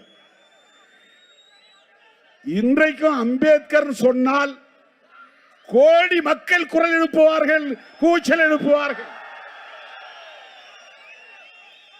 இந்தியா முழுக்க, உலகம் முழுக்க சினிமாக்காரங்களுக்கு அந்தந்த ஏரியாவில் தான் கோஷம் வரும், கூட்டம் வரும். அப்படின்னா அம்பேத்கர் லட்சம் மடங்கு ஹீரோ. அவர் நீ 100 படத்துக்கு ஹீரோவா இருப்ப. அம்பேத்கர் இறந்தது 56. இன்னைக்கு நீங்க கலிபோர்னியாவில் போய் அம்பேத்கர் சொல்லுங்க, அப்படியே எழுந்திருப்பான் ஒரு 100 பேர். ஜெய் பீம், ஜெய் பீம் அப்படின்னு முழங்குவாங்க. இந்த முழக்கத்துக்கு எவ்வளவு பெரிய ஈர்ப்பு! லட்சம் சூப்பர் ஸ்டாருக்கு சமமானவர் புரட்சியாளர் அம்பேத்கர். சூப்பர் ஸ்டார்னா தமிழ்நாட்டுக்குள்ள, சுப்ரீம் ஸ்டார் தமிழ்நாட்டுக்குள்ள, அல்டிமேட் ஸ்டார் தமிழ்நாட்டுக்குள்ள, நம்ம பவர் ஸ்டார் தமிழ்நாட்டுக்குள்ளதான். அம்பேத்கர் அதையெல்லாம் தாண்டிய ஸ்டார், அதுக்கு பேரே கிடையாது. அந்த அம்பேத்கரை தலைவராக ஏற்றுக்கொண்ட எம் உயிரின் உயிரான விடுதலை சிறுத்தைகள் ஒரு ஓட்டு சிதறாது. சிறுத்தைகள் எப்பக்கமோ அப்பக்கம்தான் வெற்றி. சிறுத்தைகள் எப்பக்கமோ அப்பக்கம்தான் ஆட்சி. அதை தீர்மானிக்கக்கூடிய வல்லமை படைத்தவர்கள் விடுதலை சிறுத்தைகள். இதை நான் ஆணவத்தோடு சொல்லவில்லை, அகந்தையோடு சொல்லவில்லை. அரசியல் பேரத்திற்காக முன்னோட்டமாக சொல்லவில்லை, யதார்த்தத்தை சொல்லுகிறேன். அருமை தோழர்களே, அப்படிப்பட்ட இந்த இயக்கம் இன்றைக்கு தேர்தலை பற்றி கவலைப்படாமல் தேசத்தை பற்றி கவலைப்படுகிறது. அதுதான் இந்த பேரணி, அதற்கான சாட்சி தான் இந்த பேரணி. வாங்கன்னு தான் கூட்ட, எங்கிருந்துதான் இப்படி கிளம்பினீர்களோ இன்னும் வந்து கொண்டே இருக்கிறார்கள். காவல்துறை அங்கங்க மடக்கி வச்சிருக்கிறாங்க வண்டியை. உள்ள விடாதீங்க, உள்ள விடாதீங்க, உள்ள விடாதீங்க. திருச்சியே திணறி போயிடும். அது மீண்டு வருவதற்கு நேரமாகும். இப்ப நம்ம வெளியே போறதுக்கு 2 மணி நேரம் ஆகும். அதான் இப்ப அவங்களுக்கு இருக்க கவலை. பாதுகாப்பா நீங்க திரும்பி இன்னொரு பேரணி நடத்தணும். இப்படியே திரும்பவும் நீங்க மன்னார்புரம் போகணும், இப்படியே நடந்து போகணும். உங்க வண்டி எல்லாம் அங்கதான் வரும், இந்த பாலத்துக்கு கீழே.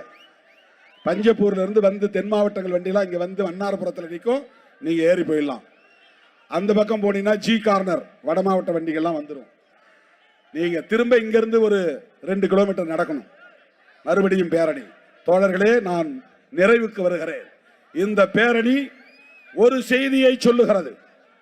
என்ன செய்தியை சொல்லுகிறது என்றால், எல்லாவற்றையும் விட முதன்மையானது தேசம்.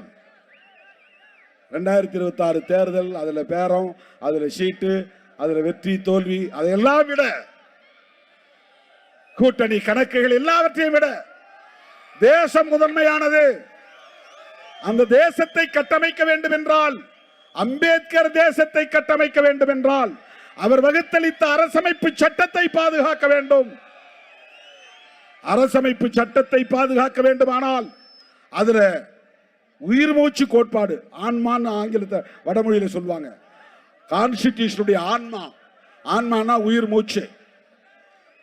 அதுல முக்கியமா 3 இசம் இருக்கு கான்ஸ்டிடியூஷன்ல. 1 செக்யூலரிசம், 2 புளூரலிசம், 3 பெடரலிசம். இதெல்லாம் நீங்க தெரிஞ்சுக்கணும், இதெல்லாம் நீங்க சொல்ல தெரியணும். செக்யூலரிசம், பெடரலிசம், புளூரலிசம், இதை தாண்டி 4 பேசிக் ஃபேக்டர் இருக்கு, 4 அடிப்படை கூறுகள்: நீதி, சுதந்திரம், சமத்துவம், சகோதரத்துவம். இதுதான் அம்பேத்கரிசம், இதுதான் கான்ஸ்டிடியூஷன். இதன் அடிப்படையில் தான் புதிய இந்தியாவை கட்டமைக்க போகிறோம்.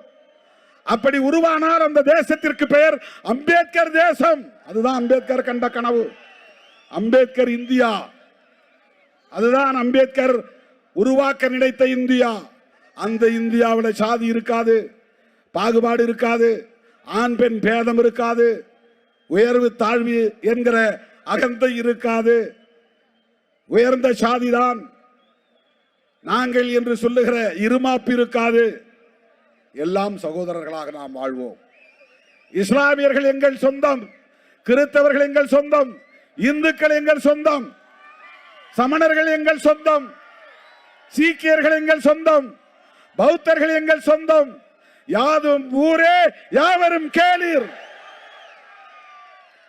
அப்படி ஒரு இந்தியாவை நாம் கட்டமைக்க வேண்டுமானால் அரசமைப்பு சட்டத்தின் உயிர் மூச்சு கோட்பாடுகளில் ஒன்றான செக்யூலரிசம் என்பது பாதுகாக்கப்பட வேண்டும்.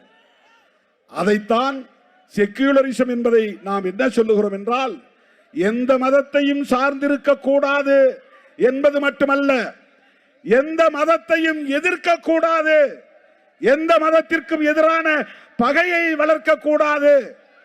அதுதான் செக்யூலரிசம். இன்னைக்கு இந்த அரசு என்ன பண்றாங்க தெரியுமா?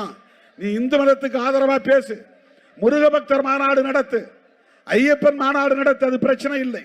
ஆனால் அவன் செய்யக்கூடிய மிக முக்கியமான முரண்பாடான அரசியல் என்னவென்றால், முஸ்லிம்களையும் கிறிஸ்தவர்களையும் இந்த தேசத்தின் அந்நியர்களாக காட்டுகிறார்கள், பகைவர்களாக காட்டுகிறார்கள், எதிரிகளாக நிறுத்துகிறார்கள். எந்த மதத்திற்கு எதிராகவும் செயல்படக்கூடாது. அதுதான் செக்யூலரிசம். தோழர்களே, குடியுரிமை திருத்த சட்டம் முஸ்லிம்களுக்கு எதிரானது. உறுப்பு எண் 370 நீக்கம் முஸ்லிம்களுக்கு எதிரானது. முத்தலாக் திருத்த சட்டம் முஸ்லிம்களுக்கு எதிரானது. வக்ஃப் திருத்த சட்டம் முஸ்லிம்களுக்கு எதிரானது. ஒரு அரசாங்கம் இப்படி எதிராக செயல்படலாமா? அரசுக்கு மதம் இல்லை. இதை மட்டும் சொல்லி நிறைவு செய்ய விரும்புகிறேன். உலகத்தில் தோன்றிய எல்லா மதங்களுக்கும், எல்லா நாடுகளுக்கும் அரச மதம் உண்டு, இல்லை என்று மறுக்கவில்லை, அதை ஏற்றுக்கொள்கிறோம். இந்தியாவுக்கும் அரச மதம் வேண்டும், அதிலே மாற்று கருத்து இல்லை. ஆனால் எந்த மதத்தை அரச மதமாக அறிவிப்பது? இதுதானே விவாதம் நடந்தது. புரட்சியாளர் அம்பேத்கர் அவர்கள், பண்டிட் ஜவஹர்லால் நேரு அவர்கள், காந்தியடிகள், இவர்கள் எல்லாம், சர்தார் வல்லபாய் பட்டேல் போன்ற தலைவர்கள் எல்லாம் நீண்ட நெடிய விவாதத்திற்கு பிறகு ஒப்புக்கொள்ளப்பட்ட ஒரு அரசியல் தான் செக்யூலரிசம். எல்லா நாடுகளிலும் செக்யூலரிசம் உண்டு, மேற்கத்திய நாடுகளிலும் செக்யூலரிசம் உண்டு, ஐரோப்பிய நாடுகள் அனைத்திலும் செக்யூலரிசம் உண்டு, அமெரிக்காவிலும் கூட செக்யூலரிசம் உண்டு. ஆனாலும் அவர்கள் அரச மதம் என்று ஒரு மதத்தை அறிவித்திருக்கிறார்கள். அதனால் அந்த மதத்தால் எந்த பாகுபாடும் இல்லை.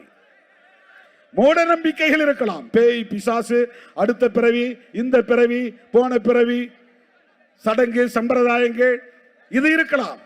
ஆனால் இஸ்லாத்தில் சகோதரத்துவம் இருக்கிறது, கிறிஸ்தவத்தில் சகோதரத்துவம் இருக்கிறது, பார்சியில் சகோதரத்துவம் இருக்கிறது, சீக்கியத்தில் சகோதரத்துவம் இருக்கிறது, பௌத்தத்தில் சகோதரத்துவம் இருக்கிறது, சமணத்தில் சகோதரத்துவம் இருக்கிறது. இந்து மதத்தில் சகோதரத்துவம் உண்டா? அண்ணன் தம்பின்னு உறவாட முடியுமா? எவ்வளவு பெரிய பாகுபாடு! இதையே இந்து மதத்தை உயர்த்தி பிடிப்பவர்கள் சுய விமர்சனம் செய்ய தயங்குகிறார்கள். அம்பேத்கர் எதிர்த்தது ஏன்? பெரியார் எதிர்த்தது ஏன்? மகாத்மா பூலே எதிர்த்தது ஏன்? அம்பேத்கர் என்ன முஸ்லிமா? பெரியார் என்ன கிறிஸ்தவரா? இங்கே சில பேர் கண்டுபிடிச்சிருக்கிறாங்க, பெரியார் கன்னடர். என்னையா அரசியல்? கருணாநிதி தெலுங்கர். அப்படின்னா நீ அம்பேத்கர் என்ன சொல்லுவ? அம்பேத்கர் நீ என்ன சொல்லுவ? அம்பேத்கர் யார்? அவர் பேசிய மொழி மராத்தி மொழியாக இருக்கலாம், அவர் கற்ற மொழி இந்தியாக இருக்கலாம். ஆனால் அவர் வாழ்க்கை எங்களுக்கானது, ஒடுக்கப்பட்டவர்களுக்கானது, பாட்டாளிகளுக்கானது, உழைப்பவர்களுக்கானது, சிறுபான்மை மக்களுக்கானது. அவருடைய வாழ்க்கையும் அவருடைய கோட்பாடும், வாழ்க்கையும் கோட்பாடும் முக்கியமா, அவன் பேசிய மொழி முக்கியமா, அவர்கள் பின்பற்றுகிற மதம் முக்கியமா?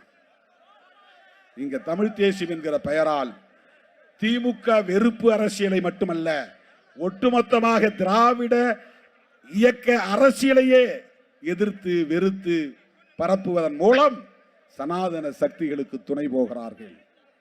இதையெல்லாம் நாம் புரிந்து கொள்ள வேண்டும், இதையெல்லாம் உணர்ந்து கொள்ள வேண்டும். பெரியாரை கன்னடர் என்று சொன்னால் அம்பேத்கரை மராட்டி என்று சொல்வாயா? எனக்கு பெரியார் வேண்டாம் என்று கூட நான் சொல்லுகிறேன். அம்பேத்கரை வேண்டாம் என்று என்னால் சொல்ல முடியுமா? அம்பேத்கரை வேண்டாம் என்று சொல்லிவிட்டு நான் யாரை தலைவராக ஏற்றுக்கொள்வது? அமித்ஷாவை தலைவராக ஏற்றுக்கொள்வதா? மோடியை தலைவராக ஏற்றுக்கொள்வதா? அண்ணாமலையை தலைவராக ஏற்றுக்கொள்வதா? நயினார் நாகேந்திரனை தலைவராக ஏற்றுக்கொள்வதா? நடிகர்களை தலைவராக ஏற்றுக்கொள்வதா? புரட்சியாளர் அம்பேத்கர் அவர்கள் உலகமெங்கு வாழுகிற ஒட்டுமொத்த உழைக்கும் மக்களின் விடுதலைக்கான தத்துவத்தை தந்த ஒரு மாமனிதர். அவரை எப்படி நாம் மொழி அடிப்படையில் பிரித்து பார்க்க முடியும்? பெரியாரும் அம்பேத்கரும் நண்பர்கள், மகாத்மா பூலேவின் வாரிசுகள். துருவி துருவி போய் பார்த்தால் அவர்கள் அத்தனை பேரும் புத்தரின் வாரிசுகள். அம்பேத்கர் புதிய புத்தராக இந்த மண்ணிலே அவதாரம் எடுத்தார். அப்படிப்பட்ட அந்த மாமனிதரின் கொள்கை வழியிலே நாம் எல்லா வரம்புகளையும் கடந்து தேசிய அளவில் சிறுபான்மை மக்களையும் இதர விளிம்புநிலை மக்களையும் அதிகார வலிமையுள்ளவர்களாக வளர்த்தெடுக்க வேண்டும் என்கிற தொலைநோக்கு பார்வையோடு இந்த இயக்கத்தை வழிநடத்துகிறோம். இது இடையில அப்பப்ப 2 வருஷத்துக்கு ஒரு தடவை தேர்தல் வரும். அதுல 8 10 பிரச்சனை கிடையாது, 10 20 பிரச்சனை கிடையாது. நாம் ஏற்றுக்கொண்ட கொள்கையில் தெளிவாக இருக்கிறோமா இல்லையா, உறுதியாக இருக்கிறோமா இல்லையா, அதுதான் முக்கியம். அம்பேத்கருக்கு துரோகம் இழைக்க கூடாது, அம்பேத்கருடைய கொள்கைக்கு நாம் துரோகம் இழைக்க கூடாது. யார் துரோகம் இழைத்தாலும் சிறுத்தைகள் ஒருபோதும் துரோகம் இழைக்க மாட்டோம். அவருடைய அரசியலை நாம பேசுறோம், அவருடைய அரசியலை நாம பேசுறோம். பிஜேபி மேல தனிப்பட்ட வெறுப்பு நமக்கு கிடையாது, மோடி மேல தனிப்பட்ட வெறுப்பு கிடையாது, கோல்வாக்கர் மேல தனிப்பட்ட வெறுப்பு கிடையாது. அம்பேத்கர் அரசியலை பேசினா ஒன்னு அம்பலப்படுத்த வேண்டியிருக்கு. அம்பேத்கர் அரசியலை பேசினால் பிஜேபியை வேண்டாம் என்று சொல்ல வேண்டியிருக்கிறது. அம்பேத்கர் அரசியலை பேசினால் தமிழ்நாட்டில் இருந்து விரட்டி அடிக்க வேண்டிய தேவை வருகிறது, இந்தியாவில் இருந்தே விரட்டி அடிக்க வேண்டிய தேவை வருகிறது. அதுக்கு நான் காரணம் இல்லை, நான் உள்வாங்கிக் கொண்ட அம்பேத்கர் அரசியல் தான் காரணம். அம்பேத்கர் அரசியல் தான் காரணம். அந்த அரசியலின் அடிப்படையில் தான் தோழர்களே இந்த தேர்தல் கணக்குகள் போடும் சூழலில் நாம் தேசத்தின் நலன்களை முன்னிறுத்துகிறோம். எனவே இந்த மாபெரும் பேரணியின் மூலம் நாம் சொல்லுகிற மெசேஜ், மதம் மக்களுக்கானதே தவிர அரசுக்கானதல்ல. அதனால் செக்யூலரிசம், அம்பேத்கர், நேரு, காந்தி எல்லோரும் சேர்ந்து இந்த அரசுக்கு மதம் வேண்டாம் முடிவு பண்ணாங்க. இந்து மதத்தை அறிவிக்கலாம், அதான் பிஜேபி சொல்றான், ஆர்எஸ்எஸ் சொல்றான், எல்லாரும் சொல்றான். இந்து மதத்தில் டிஸ்கிரிமினேஷன் இல்லைன்னு சொல்லுங்க, சகோதரத்துவம் இருக்குன்னு சொல்லுங்க. நாம் எல்லாம் சகோதரர் வந்து நாளைக்கு கட்டி பிடிக்க தயாரா? கட்டி பிடிக்க தயாரான்னு தான் கேட்கிற. இதையே திருச்சி பேசுவாங்க. திருமாவளவன் வேற மாதிரி பேசினாரும்பான், பரப்புவாங்க. அண்ணன் தம்பியாய் கட்டி பிடிக்க உன்னால் முடியுமா? என்னையும் ஒரு சகோதரனாக உன்னால் ஏற்றுக்கொள்ள முடியுமா? இந்து மதத்தில் சகோதரத்துவம் உண்டு, திருமாவளவன் எங்களோடு இணைய வேண்டும் என்று சொல்லுகிற துணிச்சல் உங்களுக்கு உண்டா? பிரச்சனை அதுதான். நோ ஃப்ரெட்டர்னிட்டி, சகோதரத்துவம் இல்லை. அதனால இந்தியாவின் அரச மதமாக இந்து மதத்தை அறிவிக்க முடியாது, முஸ்லீமை அறிவிக்க முடியாது, இஸ்லாத்தை அறிவிக்க முடியாது, அது வெளிநாட்டில் தோன்றிய மதம். கிறிஸ்தவத்தை அறிவிக்க முடியாது, அது வெளிநாட்டில் தோன்றிய மதம். சமணத்தை அறிவிக்க முடியாது, அது சின்ன மதம். பௌத்தத்தை அறிவிக்க முடியாது, அது கண்ணால பார்க்க முடியாத ஒரு மதம். பூத கண்ணாடி வச்சுதான் பார்க்கணும். 50 லட்சம் பேரோ 1 கோடி பேரோ இருக்கிறாங்க, 140 கோடி பேர்ல அது மதம் அழிஞ்சு போச்சு. ஒரு காலத்தில் ஓகோன்னு இருந்தது. மதத்தை அறிவிக்க முடியாது. சீக்கியத்தை அறிவிக்க முடியுமா? அறிவிக்க முடியாது, சின்ன மதம். பார்சி மதத்தை அறிவிக்க முடியுமா? அது வெளிநாட்டு மதம். அறிவிச்சா இந்து மதத்தை அறிவிக்க முடியும். இந்து மதத்தில் சகோதரத்துவம் இல்லையே, இந்து மதத்தில் அண்ணன் தம்பி உறவாடல் இல்லையே. அதனால் தானே அம்பேத்கர் வேண்டாம் என்றார், அதற்குத்தானே காந்தி ஒத்துக்கொண்டார், அதைத்தானே நேரு ஏற்றுக்கொண்டார், அதைத்தானே சர்தார் பட்டேலும் வழிமொழிந்தார். அதனால் தானே இந்த அரசமைப்பு சட்டம், அதனால் தானே நம்முடைய அரசு செக்யூலர் ஸ்டேட். இதை தகர்ப்பதற்காகத்தான் தோழர்களே பிஜேபி முயல்கிறது. என்ன அர்த்தம்? வக்ஃப் திருத்த சட்டம் முஸ்லிம்களுக்கு எதிரானது, கடந்து போக முடியுமா? குடியுரிமை திருத்த சட்டம் முஸ்லிம்களுக்கு மட்டும்தான் எதிரானது என்று கடந்து போக முடியுமா?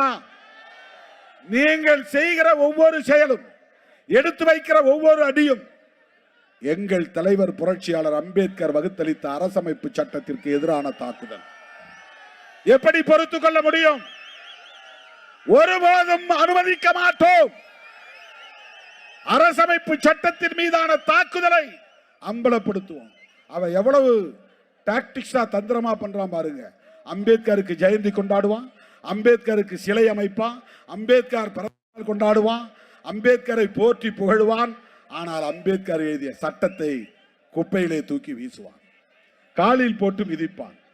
இதுதான் சங்க பரிவாரங்களின் நடவடிக்கைகள். என் உயிரின் உயிரான விடுதலை சிறுத்தைகளே,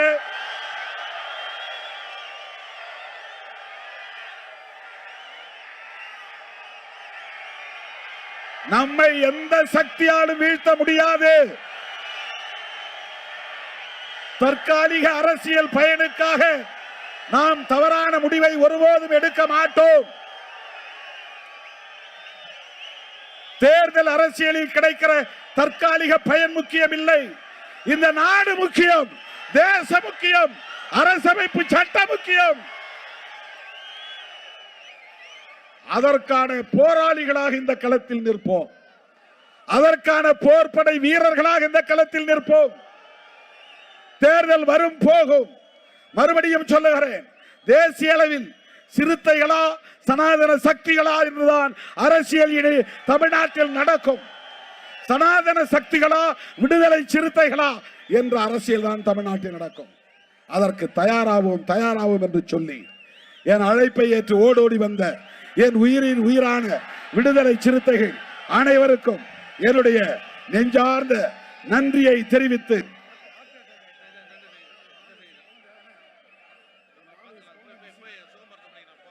உங்கள் அனைவருக்கும் மீண்டும் ஒருமுறை எனது நெஞ்சார்ந்த நன்றியை தெரிவித்து, பாதுகாப்பாக அனைவரும் திரும்பி அவரவர் ஊருக்கு போய் சேர வேண்டும் என கேட்டு, இந்த மகிழ்ச்சி தொடர்ந்து நீடிக்காத வகையில் வந்திருக்கிற ஒரு துக்க செய்தி. காட்டுமன்னார்குடி எய்யலூர் கிராமத்தை சார்ந்த தம்பி பிரபாகரன் பேரணியில் நடந்து வருகிற போதே மாரடைப்பு ஏற்பட்டு காலமாகி இருக்கிறார். தம்பி பிரபாகரனுக்கு அனைவரும் எழுந்து நின்று ஒரு சில நொடிகள் அமைதி காத்து வீர வணக்கம் செலுத்துவோம். அனைவரும் எழுந்து நிற்கவும். நீங்க பாதுகாப்பா போனோம், அமைதியா இருங்க.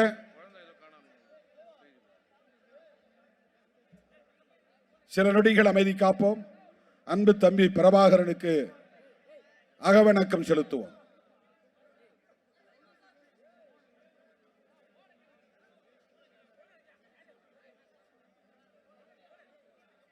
வீர வணக்கம், வீர வணக்கம். அன்பு தம்பி பிரபாகரனுக்கு, காட்டுமன்னார்குடி பிரபாகரனுக்கு வீர வணக்கம், வீர வணக்கம். விடுதலை சிறுத்தைகளின் வீர வணக்கம். அதே போல மணப்பாறையை சார்ந்த ஆவாரம்பட்டி நிகில் வடிவேல் அவர்களின் பையன், 4 வயசு பையன், எங்கே இந்த கூட்டத்தில், நான் அதனால தான் பிள்ளைங்கள்லாம் அழைச்சிட்டு வராதீங்கன்னு சொன்னேன். எங்கேயாவது நின்னாங்கன்னா அவங்க அப்பாவுக்கு உடனே தொடர்பு கொள்ளுங்க. 904 90 43 99 90 71 90 43 99 90 71 இந்த நம்பருக்கு ஃபோன் அடித்து இந்த குழந்தை எங்கேயாவது நின்னா உடனே அவங்கள தொடர்பு கொண்டு சொல்லணும். உடனடியாக அந்த குழந்தையை தந்தையிடம் ஒப்படைக்க வேண்டும் என கேட்டுக்கொள்கிறேன்.